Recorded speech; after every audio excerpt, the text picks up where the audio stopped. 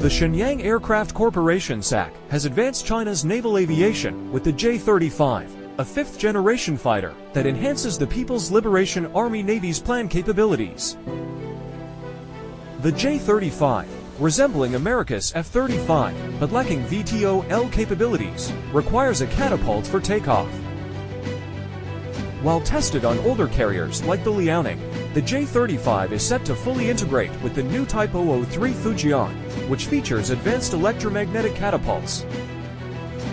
Initially using Russian RD-93 engines, China is now developing the indigenous WS-13E engine. With robust missile-carrying capacities, the J-35 significantly boosts China's naval strength, challenging U.S. dominance in blue water naval operations. The Shenyang Aircraft Corporation (SAC) of China may have pushed their military aviation capabilities to generations from beyond, where most Chinese war planners had believed their aircraft carrier-based warplanes would be. The J-35 fifth-generation warplane has been around in some iteration since 2011. But it is only just now becoming a key player in China's People's Liberation Army Navy plan, which is currently on a shipbuilding spree, specifically an aircraft carrier building spree that has already upset the once favorable balance of naval forces between the United States and China.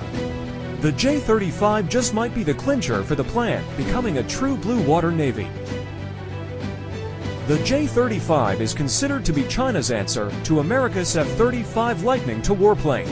The J-35 is China's other fifth-generation warplane. The more well-known Chinese fifth-generation warplane is the Chengdu J-20 Mighty Dragon, which is more analogous to the Air Force's F-22A Raptor.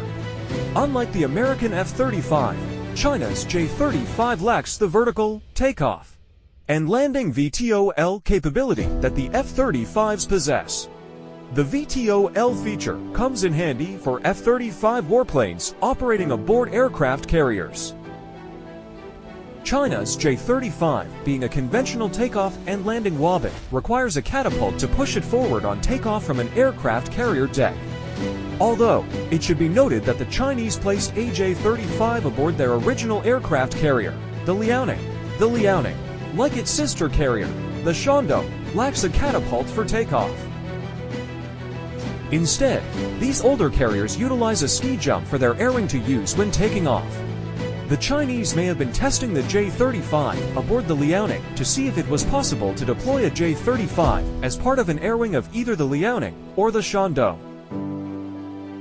But the next-generation Chinese carrier, the indigenously built Type 003, the Fujian, possesses electromagnetic catapults of the same kind that America's newest breed of aircraft carrier, the Gerald R. Ford class, possesses. In fact, most experts believe that the Fujian's electromagnetic catapult was a clone version of the U.S. electromagnetic catapult that is on the USS Gerald R. Ford, because Chinese espionage artists stole the designs for the next-generation catapult. The J-35 prototypes used Russian-built RD-93 engines. But in typical Chinese fashion, the Chinese military does not want to remain reliant on any outsider for anything, especially their national security. So, China encouraged its defense sector to develop a new engine for China's newest warplanes. This, despite the awful track record that China's indigenous engines have. The Chinese are feverishly developing an indigenous engine for their warplanes, the WS-13E. This engine produces 20 to 1,000 pounds of thrust. This bird can carry 4 missiles in its main compartment, as well as having 6 external hardpoints capable of carrying 13,000 pounds of munitions. The jet's main weapons run the gamut from the PL-10 short-range missile to PL-12 medium-range air-to-air missile. In other words, this system is not to be trifled with.